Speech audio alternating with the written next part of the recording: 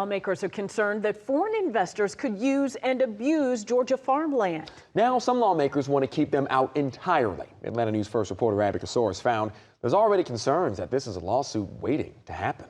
Days like this, we're riding around checking the crops. Jake Carter is a fifth-generation farmer selling peaches and berries he grows on their 300-acre farm.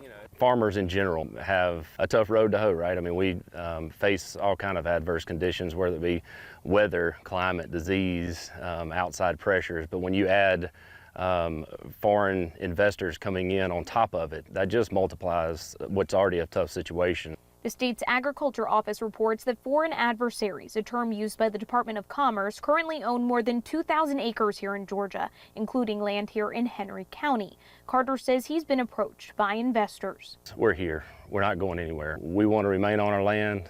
We want the farmers in America to continue producing. Lawmakers at the state capitol arguing passionately in support of the agriculture commissioner's position that foreign investors, especially Chinese investors, pose a threat to the livelihood of farmers and national security. Senate Bill 420 would prohibit non-citizens from purchasing agriculture land here in Georgia, making it a felony if they try to.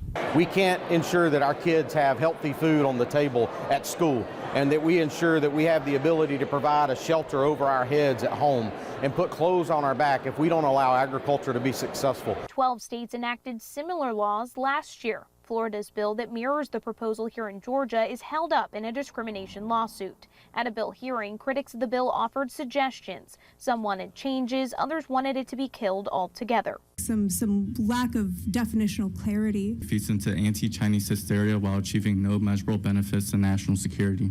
The bill's sponsor took the feedback and will now have time to change or present the bill for a vote as is. In McDonough, I'm Abby Casoras.